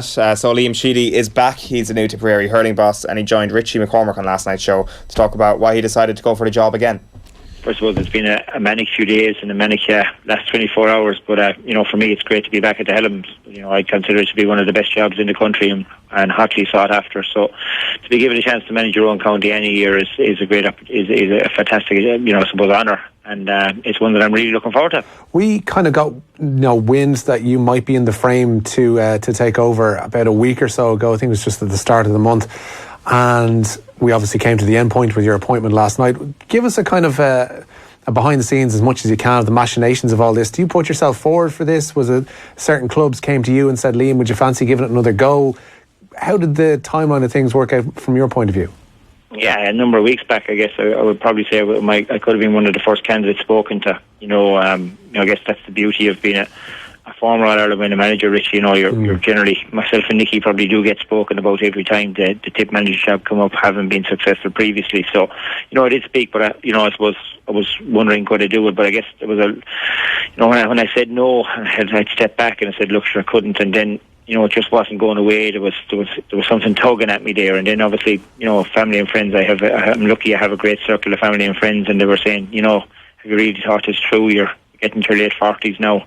Is there ever a better time? And I sort of last minute I went back in and said, lads, is that job gone? Liam Sheedy there is the new Tipperary hurling manager. He was speaking to Richie on last night's show. That full podcast is available on YouTube or wherever you get your podcasts. Liam Sheedy for Tip, Morris Fitz at Kerry, next Mayo manager, and the GAA commute. There are talking points for a bit of a GAA roundup here with Mikey. The first thing there obviously is Tipperary. As a Tipperary hurling fan, are you kind of salivating at the prospect of Tip perhaps, I guess, moulding a squad now that can go on to be a dominant force like that team from 2016 was touted to be? Yeah, I think everyone was a bit deflated in the middle of the summer. It hadn't gone to plan. We weren't competing at the end of the championship, and the minors were out, and then the under-21s win an All-Ireland, and everyone kind of sits up again. There's a bit more positivity about the place, and then probably one of the most likeable managers that we've had in a long time takes over the job. So the excitement going into 2019 is obviously going to be massive, and it's great to have Sheedy back in the job. I think everyone is excited to see what sort of a backroom team comes in, how he's going to blend the new players. There'll be a bounce factor from the players who've already had him for maybe back in 2010. So you've young lads there who are getting to the peak of their career, who were young in 2010, who I'm sure are definitely salivating at the prospect of going back in and playing for him, because the word after 2010 was how disappointed lads were that he was stepping away. Clark Orbit obviously the most famous voice in that. And like to get an opportunity for those guys who probably thought they'd never have him again is definitely massive. And I don't think it can be understated that like he knows a lot of the players. That makes a huge difference. You don't spend 3 or 4 months maybe implementing a new idea or getting that trust level. He'll already have it by the time he walks in there, which is massive for him. Who would you put on the backroom team? Who's in contention? I had heard Tommy Dunn, but to be honest, I don't know. He had put together a brilliant one in 2010 with Mike Ryan and Eamon O'Shea, who both went on to be managers. So that'll tell you the level that they were operating at. But it'll be interesting. I'm sure he does work in quite an important job in Bank of Ireland in Munster, so his time probably isn't as available as it might be if he was retired or, you know, principal, teacher, that sort of thing. So I'm sure he's going to have to lean on a backroom team more than maybe other managers around the country, such as Cody and that do. But it'll be interesting to see. I think the first thing was always him getting the job. It's still quite early. I mean, we're not talking the middle of November, the start of December here, where you're playing catch up. He has 2 or 3 weeks to put together a proper backroom team and be comfortable with it. I'm sure the county board have probably given him that time to go away himself and put it together, which is good as well. There was no pressure like you saw in Mayo with Stephen Rochford, and no ratification process. They trust him enough to do the job, and that's good enough for everyone in Tipperary. Yeah, what is the relationship like between hurling and football at the moment in Tipperary? Because obviously we didn't know if it was a good or bad relationship at all, but I guess there was the obvious thing of the hurlers taking footballers, particularly in and around 2016. I don't think there was that much of an issue with it. Like, we come from a hurling county. I mean, I'm the first person to say that, and the ultimate dream for people growing up in Tipperary is to play hurling for Tipperary, and that's fine. I mean, we are able to compete at both, and in the last few years I think a lot more people recognise that we're not seen as a hindrance anymore, or you know let footballers go away so that we can concentrate. Would that have previously been the view? It would have been, it would have been seen as a bit of a hindrance, despite the fact that a lot of people who've gone on to play hurling with Tipperary all grew up playing football. Maybe that was the fact. Maybe that was the problem, that, you know, maybe your head could be turned or something like that. But no, I certainly wouldn't, and I know a lot of the lads in our team wouldn't ever begrudge someone for giving it a try. Because the last thing you want is to get into your 30s and say I could have done it. And we're glad that, you know, both have operated in harmony, and I'm sure there's a lot of support among the hurlers for us. And if you go to any of the hurling games, you'll see most of the footballers there as well, because at the end of the day it is Tipperary. It's not like we're not like Manchester United and Liverpool, like. So Exactly.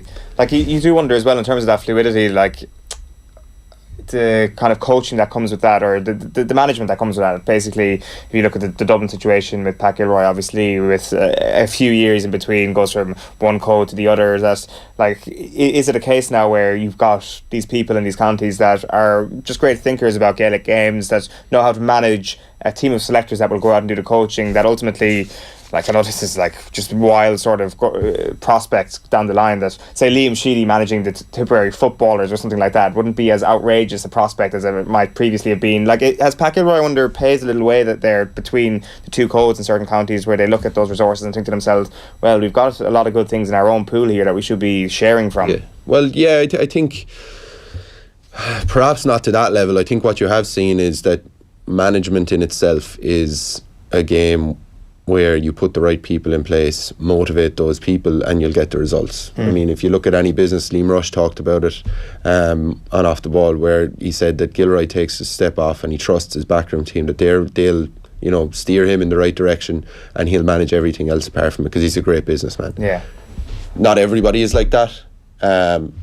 I'm sure Liam Sheedy, with the job that he's had, is in a sort of the same situation, but I think he'll be a bit more down in the training of the team also. Right. Okay. He strikes me as the sort of man who if he puts his heart and soul into things, he really wants to be involved. I think you see that with the passion that he showed when we won it in 2010, and since in his job with the Sunday Game as well, you can see he's really interested. It's not a management style for everybody, like what Gilroy said, like we were talking about, but that's more CEO style. I think so. Yeah, and nothing wrong with it. I mean, you get the right people underneath you. What's the problem? Man management is the same cross codes, but I think what you've kind of touched on there, we see a lot of specialisation. We talked about the fact that a lot of the hurling team have maybe played different sports growing up. It's something that's starting to die out, and it's such a pity, like, because there are certain things that you pick up cross code that you can't develop if you're a single coat athlete from the age of 4 or 5, unfortunately. What sort of things? Just, I'd speak from my own experience. Like, I played a lot of soccer when I was growing up, so I mean, developing, being able to play with both feet is very transferable, you know, and being comfortable when the ball is underneath you is something that, you know, I'm probably a bit more accustomed to, rather than, you know, I don't always want the ball hopping into me. I'm able to play if it's down lower and that. And I'm sure there's other things, like if you play rugby and you play soccer, you're very, very good at picking a line, attacking the space, and, you know, maybe having a go at a weak shoulder. Yeah. Like, unfortunately, in Gaelic games over the last while, we've started to just copy each other in different iterations, where the best coaches, the likes of your Donny Buckley in Mayo, can go to an Australian rules team for 2 months and pick up something completely different. Like, you know, I think Jim Gavin and Joe Smith, they're, you know, have had time together to model their setups, and I'm sure they're picking up stuff. You're seeing a lot of basketball being brought into Gaelic games. And so you're worried that sort of I think just from a young age, people have been asked to specialise too much. You see it a lot in soccer, don't we? You do, Kennedy Cup teams and stuff like that. Exactly. I think the Kennedy Cup it's too young.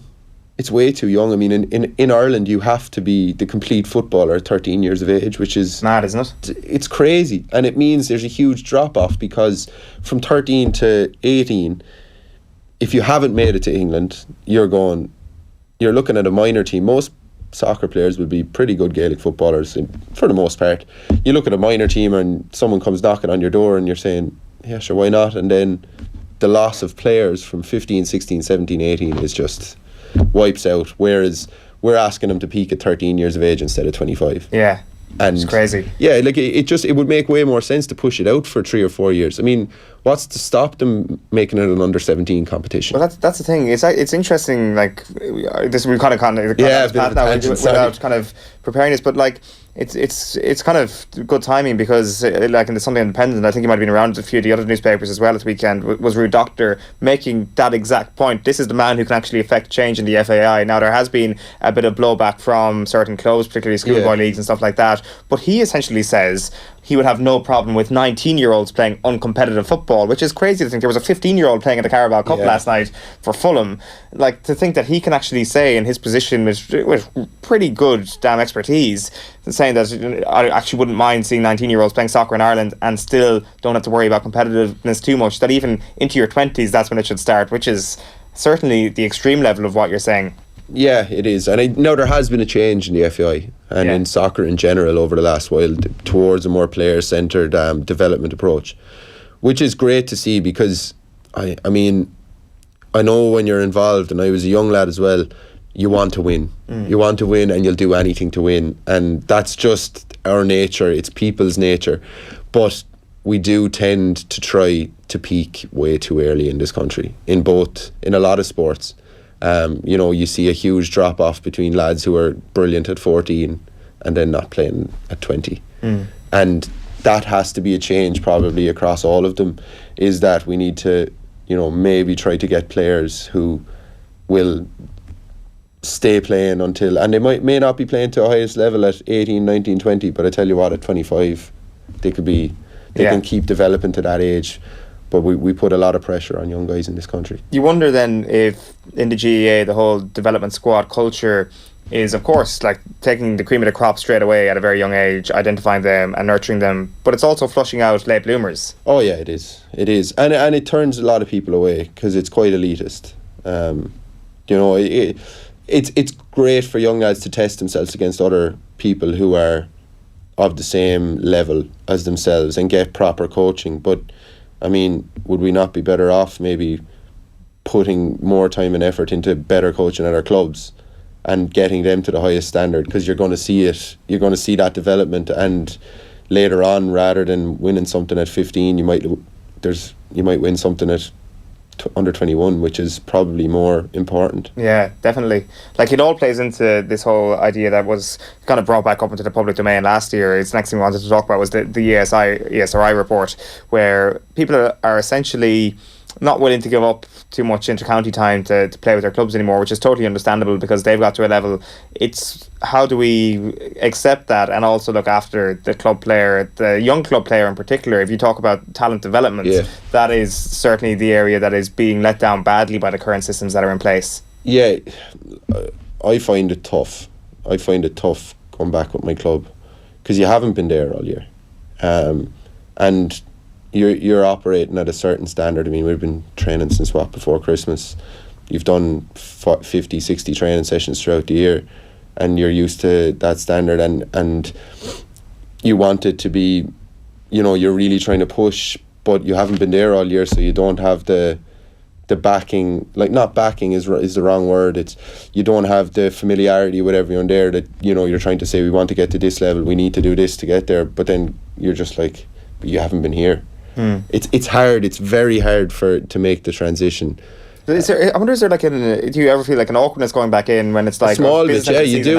You really do. Yeah. And it's strange because most of the guys in there are your best mates since you were 8, 9, 10 years of age, which is crazy to think that there might be an awkwardness there, but there is for a lot of players. It's just. It's a tough balance to strike at the moment, and I do think change will probably come down the line, that they probably will just change the season and it'll go county club, because at the moment with crossovers and club months, it's just a disaster. Yeah, that would be my opinion. I just think if you were able to condense the inter-county season into 6 months and then give 3 months to the club season, and then everybody at least gets 2 months off, because one of the standout parts of that ESRI report is the fact that there was 40% of players said they got no break from Gaelic games. Yeah, that's incredible. None at all. When was the last time you got a long break? I was given a break after we went to the All-Ireland semi-final in 2016. Jesus. So you've been playing straight for 2 years? You see, the year before that we went the whole way with the club till February, and you're not taking a break in February. No. We were in the middle of a league season where we were, chasing promotion. Yeah, we were kind of struggling a small bit. We'd taken a couple of draws. Liam was in his first year, so and it was great for me. I mean, we'd lost an All-Ireland semi-final, and I didn't have to sit and stew on that for 2 or 3 months. I just went straight back in, and you're in a completely different environment, and it moves on, and you lose a match on a Saturday and you're preparing for Westmeath the next weekend, which was what I needed at that time.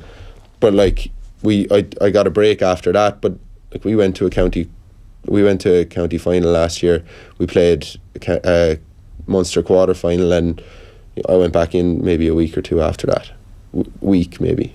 But that was the done thing, and I wanted to do it. But if we had a defined period where nobody is doing anything here, unfortunately in the GA we're an organisation of creepers. So you'll say there's 6 weeks off here, and someone will creep into the fifth one, and then the fifth one will come the fourth one. That's the way it is. Do you worry about that sort of stuff, that it's just like, God, I really haven't got a break now, a good break in 2 years, that the damage that I might be doing to myself in the long run might actually be not significant, but it might lead to perhaps finishing up a couple of years earlier than you might want to. Now, at the same time, I'd be fairly strict with myself that I'll try and get away for 2 or 3 weeks in the summer, because that's on your own back. Plenty of people probably aren't. Yeah, I would be definitely in the minority there. I know it's probably tough for people when they're looking at you going away and they're still staying around. I find it, I just need it to, it's the way I am. But we need to start putting a rein on, fixtures and periods of rest for our players, because we do forget that they have lives outside of number one, their job or their education, and then number two, their sport. Because players really like playing.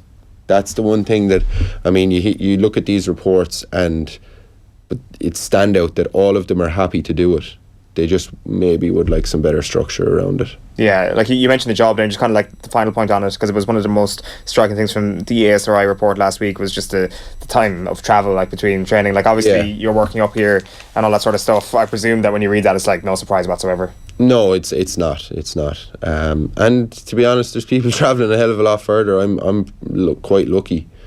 You know, we're an hour and a quarter down on the train, which is not too bad. I mean, there's people travelling back to Castlebar from Dublin, back to Donegal, which is, you're getting back well after midnight at that stage. I do think, I mean, all anybody would want to do is travel 5 minutes over the road to train and be home at 9:30, 10:15, getting 9-10 hours sleep and going playing. But unfortunately, there's just not the jobs everywhere around the country that makes that completely possible. Yeah, like I was about to say, that's going to start up for you soon enough again when you go back into pre-season in a couple of months. But then, like, you've got a club quarter final in the championship this Sunday, so that's going to go on for the next couple of weeks. Like, when would you be expected to be back in Tipperary training then? It depends. It depends when you're out. It can be hard. No club to worry about. No club to worry about. I'm not 100% sure. I know Liam is still discussing and pulling together his management team, so we haven't met at all. But I reckon there's probably counties who'll be looking to go back in the next couple of weeks. Yeah, it's crazy, isn't it? Yeah, it is, but it's the nature of the game, unfortunately.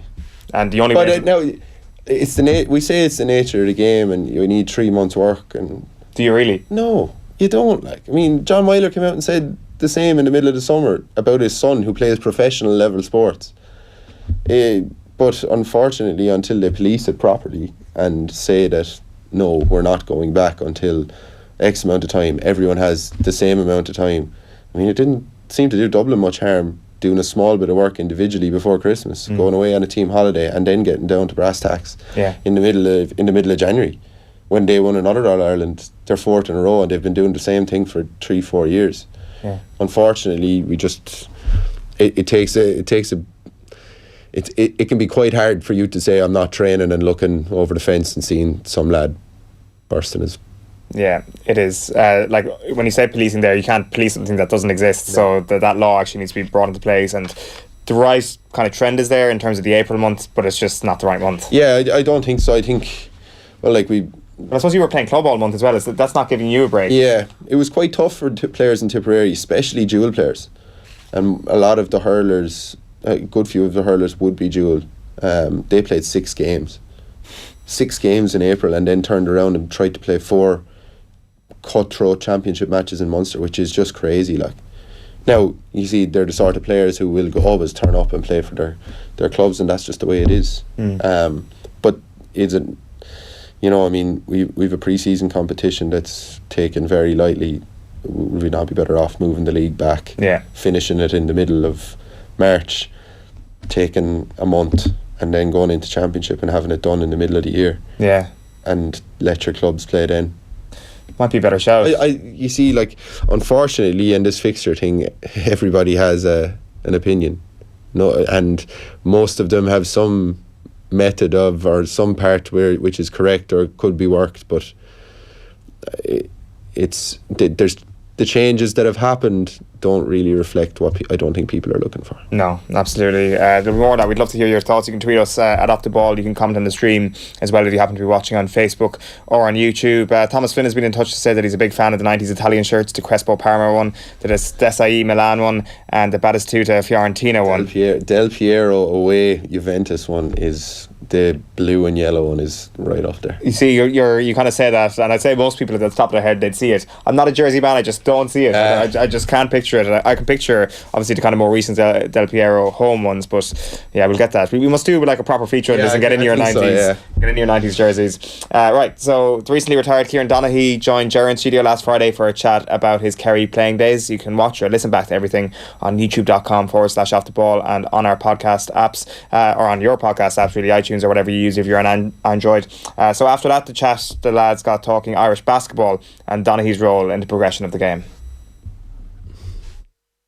All right, let's talk some basketball with Kieran Donaghy. Kieran, how are you? I'm good. I want to talk about the general state of basketball in Ireland at the minute. Where are we? Because it seemed like a couple of years ago we were entering like a new dark age, and all of a sudden it seems like the green shoots are right there. Yeah, it's a basketball person in Ireland now is loving life at the moment, and yeah, it's really skyrocketed. Probably a few factors in it, like, you know, it was struggling. I remember my first basketball camp, there was, the numbers were very small, and I was kind of going, geez, the kind of love of the game is gone here. Like if this was around 10 years ago, you'd have a load of kids. And in my second year, it just went through the roof, and it's been kind of going like that since. And I just think it's how visible it is online.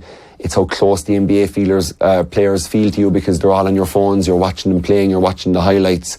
And when I was young, you were getting a tape of 4 games that was sent from America that was transferred onto an Irish tape. That the game was about 4 months old, and you were watching it like it happened last night. So.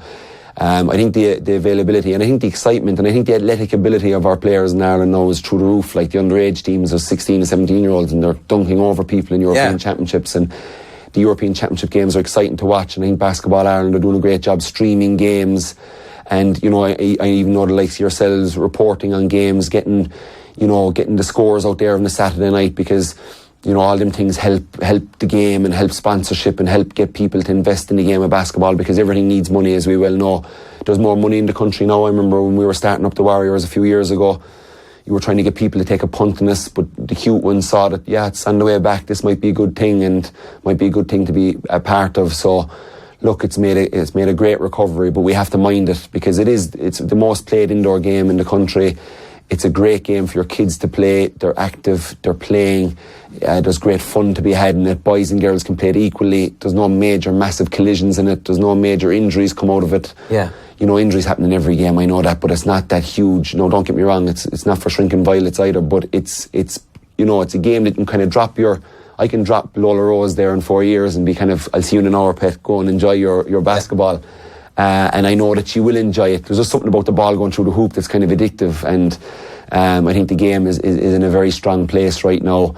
You've massive events happening here now. The Irish teams are back. You've that Belfast Hall of Fame Classic that happens, where you've 8 top college teams coming over to play in the Belfast Arena, and you've got these bus loads of kids coming. I was at the event last year, and there was buses loads of kids from Tyrone, Donegal, Cork, Galway, going up there to see this and to experience top-level college basketball games that actually count in their season at home. So to have that stuff coming to Ireland, and to have them events, and have our national teams back, have the Super League last year was crazy. In an 11-team league, you could not get it any tighter with 3 or 4 games to go. It'd be physically impossible. Shock results here, shock results there, massive games, snow interrupting them, huge crowds at all the games. So it's in a really good place. What happens next? Like, how does it continue? There's that golden era of Irish basketball, which was very top down. There were great clubs, and they were filling halls on a fairly regular basis, but it never felt like there was kind of the stuff underneath it just to make sure that it continued. This one feels much more coming from the grassroots, that the clubs have kind of got their systems in place to make sure that there are enough. Like, it's not you don't need 1,000 people at every game yet, but it would be great if you did have that to add on the sauce. Yeah, well, just knowing from what we're doing, we get great support from sponsorships, but we're down in Kerry, we have to spend a lot on getting to games. Games are all over the country. So money is very important to the league, and sponsorship is huge for the league, and that's why when it's been covered more by the likes of News Talk, and you're getting it out there, and the sponsor is giving you his money to start the year, next thing he hears Garvey's Warriors, Tralee, 98, and he hears it, and that's giving him a bit of buck for, he's saying, I'll stick behind these guys, because you can have all the youngsters and you can have all their grassroots at the end of the day. When you got to fly over Americans, you got to put them up, you got to pay for their houses, pay for the electricity, pay them wages, pay for physios. We're talking about a big operation here for the teams that are in the top level, and even the teams that are in the Division 1 leagues, they're still travelling all around the country, so they still need it. It's getting people and making it a show, and that's when we were bringing it back to Tralee. When I was sitting in the meeting with the guys, I was like, lads, this has to be a show. That has to be first. We really have to get smoke machines, lights out, lasers, good DJs, dancers. We can't have people coming there and listening to Idly for an hour before the game and expect them to enjoy their night and bring their family. You're just going to get the dad just going to go in. Yeah. I want the dad, the mom, and the 3 kids to come, because I want the 3 kids to sit there like I did when I was 13, when Tigers won the league for the first time, and we were sitting there and the lights went off and the smoke machines went on, and our fellas burst out of a door throwing socks into the crowd. Yeah. That was, to me, was the coolest thing I ever saw. So I was like, yeah, the kids see the NBA and all that now. More to the point is they know that stuff's going on over here, so they have every right to say, why aren't we getting it? Why can't I aspire to be on a team that has that going on? But that needs a little bit of money, and it needs more than money. It actually needs a lot of creativity and a lot of favour. I'm a great man to ask favours. People will tell you that. getting a DJ, getting a loan of a smoke machine for a night, getting laser lights, getting a good commentator, jazzing it up to the level of where people can sit there, and if the basketball game is 90-70, that they're still enjoying the whole thing and they're still enjoying the show. So that was huge, I felt, to get right for us in Tralee. And I think, we had a guy like Paul Dick, who was an Irish international, who rang me from Germany. He was being let go by his team. He was suffering a lot of injury. He was getting married. He was starting to settle down with a girl from Ireland. And man, I saw some of your stuff on your Facebook pages and all that, and it looks amazing. And like, I'm coming back to Ireland, and to be honest, I'd love to be a part of something like that, and I'd love to play with you, and it'd be great buzz to look forward to on a Saturday night. I've been used to the pro life for the last 4 years. I want that. I can't go back to playing in front of 100 people somewhere. Yeah. So I just think every club owes itself the responsibility to put on a show, because the more people you get in, is the more €5 and €8 they're paying. It's the more you're able to invest in a good stereo system. It's more you're able to. It's all knock on, but you need the bums in the seats, and I think we're getting that in the Super League now. And there was games I played on, always at home, we're lucky in Tralee, we're getting 1,000 people, but on the roads I was starting to notice the crowds going up, and I'd encourage people to get your kids out. And I was saying the same on Radio Kerry during the week about people going to games. You just can't experience it. You can't experience it looking from updates on Twitter what the score is, as to some of the emotions and some of the feelings you get at a live sporting event. Get out there, bring your kids down, and go and enjoy a basketball game this year. Yeah, it's totally accessible. And the other thing is that having a kid who is good enough at the moment from Clondalkin to potentially, hopefully, make it as far as the NBA, there's a lot of little bits and pieces that seem to be coalescing behind a general sense of momentum behind the sport. Yeah, and I think that's a tough one for a lot of the clubs, because they're nurturing these really good players and then they're shooting to America. But that's what we should, we've Ryan Leonard, who was playing with us my first year when we came back, and he's been in America for the last 2 years, but we're patting him in the back. We're hoping it goes swimmingly well for him. Yeah. He might come back to us, he might go on to Europe, he could go on and, the dream is to have some kid with an Irish, Pat Burke was the original Irish guy. Yeah. He was born in Ireland, he moved to America, he played in the NBA, it was great, but we'd love to fella step up with a Dublin accent or a Kerry accent to kind of go, yeah, I'm getting drafted by the Toronto Raptors, isn't it great? And that's the goal. And all of our clubs in town, in every top county that play football, especially if you have development under 14 boys and girls teams, don't start it till March or April. I've heard a lot in Kerry recently of very good young basketball girls being called into development squads at 14 that train from December to May and then play a tournament in June. Gaelic football. Yeah, that's and they're being pulled because it's Kerry and you're a kid and you're Kerry. Yeah. I can't go to the basketball game. I'm not allowed to play. I can't make today's game. I've got training with this crowd. It should be very much a thing that should be starting. Like if you've got a bunch of under 14 girls and you call them in a month or 2 months, if you have an idea of the 30 you want, is loads to get them to play in a certain way and get them to enjoy it. And by all means, have your odd training sessions maybe once a week, every Wednesday or something. But every weekend, and they're missing basketball games. It's killing how good of a footballer they could be, because possibly a lot of the football people that are doing this don't recognise how much it helps your game of football. It's crazy, the comparisons, and the decision making that we spoke about earlier in the football piece is everything in modern day GA, and your decision making improves 1,000,000% by playing basketball. Maybe the best thing the Dubs have ever done for basketball in Ireland is get a coach from basketball to teach them how to play football. This being a copycat country, everybody's going to be doing it sooner rather than later. Kieran, great stuff. Enjoy the basketball. You're not retiring from the basketball. No, I'm going to play with the Warriors.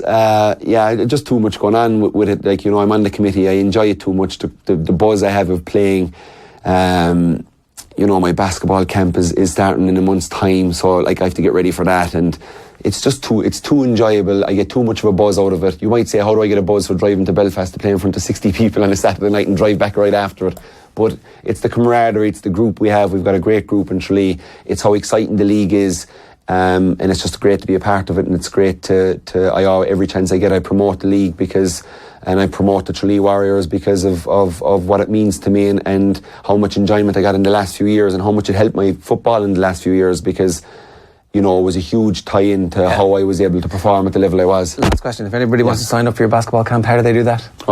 Follow me on Twitter and Instagram and Facebook posts, and then they get all this on Monday nights and come and book fast. Donaghy there. Football, that full interview where he talks about his Kerry memories is available now on youtube.com/offtheball. Now, good news for any MMA fans out there. Off the Ball's In it, they're going to be speaking to Pat Healy, who's a former MMA fighter, and he has fought Khabib Nurmagomedov in his own career. Here he is talking about Khabib. Pat, obviously you've been in there with Khabib Nurmagomedov. Just, can you give us a description of what it's like being in there? You went full 3 rounds back at UFC 165. Just tell us what it's like being in there with Khabib and how tough his grappling obviously is and his wrestling. Yeah, it's real tough, obviously. A lot of people make a big deal about how strong he is. That's one question I get. Like, oh, how strong is he? Well, it's not his strength that's overwhelming. It's his constant movement and his ability to kind of shut down what you're doing, especially on the ground. Like, when we grappled, I just couldn't do anything. Like, I couldn't move my hips. He really, like, isolated me down. And like I said, it wasn't from his strength. It was more from his positioning. And, you know, he's always in good position. And, you know, he is, like, very explosive and quick, too. That is probably the best moustache you're going to see on Off the Ball all week. That is Pat Healy speaking to Niall McGrath, who joins me in studio. Off the Ball is coming your way this evening from 10:30. Excited to have a new MMA podcast on our channels here. What can viewers expect? Everything. I do suspect it's going to be one team and one team only for the next week. Yeah. Obviously, with the big fight coming up on Saturday week, it's the large focus is going to be on that.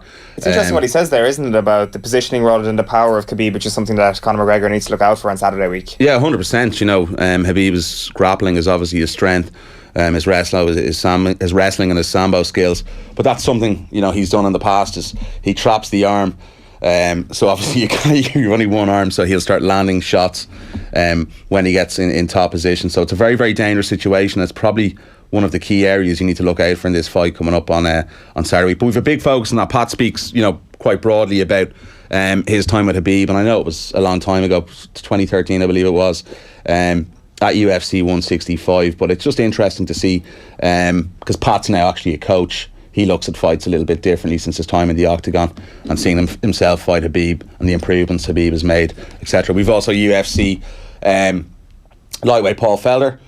He's coming off a broken arm. He unbelievably came through a fight 3 rounds after breaking his arm straight through in the first round and fought on, and only lost a split decision victory against Mike Perry. And he's also UFC on Fox analyst, so he gives great insight into the McGregor fight as well, and also talks about when he's back in there. And a bit of a call out for a couple of fighters as well, so check that out. And obviously Duke Rufus as well. I think you played a clip yesterday morning. Duke's one of the top striking coaches in the world, and actually Paul's coach, coincidentally. So yeah, loads to look forward to on the show. But yeah, like, listen, the main focus is UFC 229 because of everything that's going on around it. And obviously this week there's been a few more little posts and jibes and things going on social media and different interviews that have come out, sort of stirring the pot in many ways. Well, that's the thing. Since the dust has settled on the press conference, obviously we had Dana White saying it was one of the darkest press conferences he's seen, and I think none of us could disagree with that in terms of some of the content of it. But I think the reason for that, Niall, and this is just my take, is that there might actually be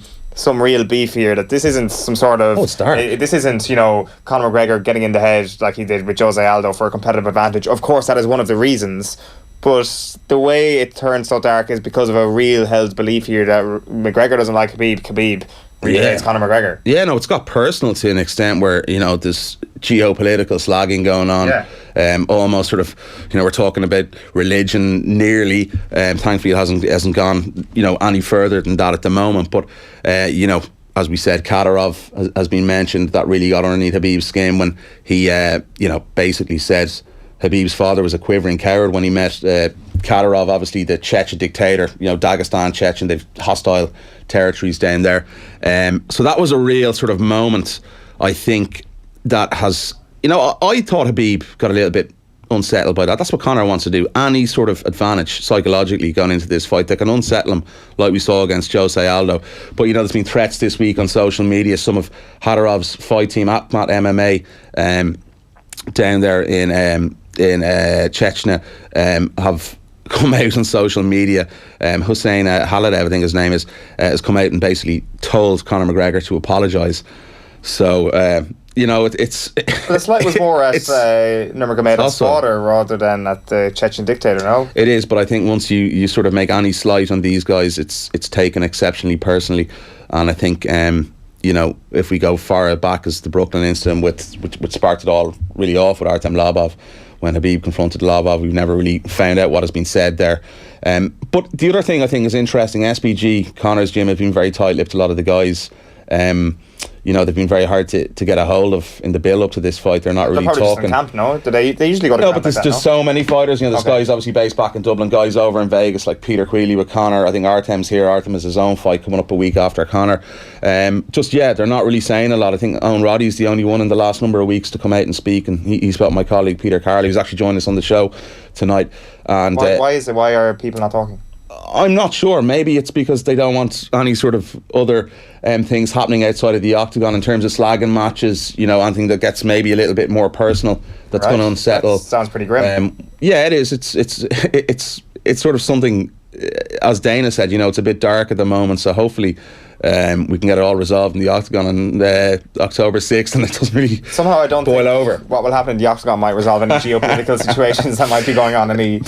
Listen, sport stranger things have happened, and I think especially when you're dealing with a guy like Razman Kadyrov, who's literally an absolutely massive MMA fan. It's their number one national sport in the country, that and soccer. He's his own football team named after his father as well. So it is, it's a crazy set of circumstances. And another interview I wanted to mention as well that PT actually did with Miles Price. He used to fight in SBG. He's over actually training with Khabib Nurmagomedov an AK gym in San Jose. Right. It's just another sort of dimension to this fight that Miles is a guy who's fighting on the Irish scene here. He's actually signed for Bellator. He was one of the 38 that signed for Bellator Fighting Championships. They obviously signed a lot of guys from UK and Ireland. They're going to be sort of branching out and doing more shows here. There's a rumoured show for December, shall I say. But in terms of that, he pretty much says in the interview that he didn't like Conor McGregor from their time sparring in SBG, and he coincidentally went to Team Rhino, I think it was 2010, and he's over now training with Khabib. So it's very interesting. If you go to Khabib's Instagram and Miles' Instagram, you'll see the pictures of them training there. So it's a fascinating interview on this week's Eurobash, which I do with PT as well in MMA fighting. Very intriguing. It's strange build-up, isn't it? It is strange, not like but anything we've seen. It's darker, and I think we even possibly saw that from Conor. A more emotional Conor I think we've ever seen before. But listen, in terms of numbers, this fight's going to do. I'm getting excited now. I really am. I can feel the buzz now, and I think next week when we come into fight week, you start seeing the pre-fight interviews they're going to do from Las Vegas there. I think the country's going to get very, very excited if it isn't already. Yeah, absolutely. Niall, thank you very much for that. Off the Brawl is live tonight from about 10:30 on all our social channels. Off the Ball is live from 7 o'clock on the radio and those social channels I just mentioned as well from 7 o'clock tonight. We're back here on OTB AM from 7:45 AM tomorrow morning. A big show for you. We're going to be crossing over live to Paris, where Nathan Murphy or Joe Malloy, one or the other, will join us to preview the Ryder Cup. The O'Donovan brothers will be with us in studio, and Ariel Hilwani will be with us to chat about Conor McGregor and that big fight on Saturday week. We'll leave you with this though this morning. It's a really interesting story. Nate Boyer spoke with Richie on last night's Off the Ball about his relationship with Colin Kaepernick and the role he had with Kaepernick taking a knee. Yeah, we spoke throughout the rest of that season. So really all of 2016 and 17 a football season, and we really haven't spoke since, and I have reached out through his team, through his camp or whatever you want to call it, and I've gotten responses that yes, Colin, really looks up to you and respects you, and he talks about you all the time, all this stuff, and I haven't talked to him personally in quite a long time, and then communication seems to just fizzle every time that happens. I get it, man. I mean, he's an icon right now. I mean, he's this big. He's receiving awards all over the world for different things, from Amnesty International and Sports Person of the Year, and obviously this big Nike campaign and all that. So, I mean, it makes sense, but it's a little frustrating. I'm not going to lie, because I feel like I was an important part of this whole story. Do you feel a little bit used by it all? I don't feel used by it. I just feel forgotten. Okay. And, and that's just, it is what it is. OTB AM. Thanks to Screwfix.ie, championing the trade with a dedicated call centre.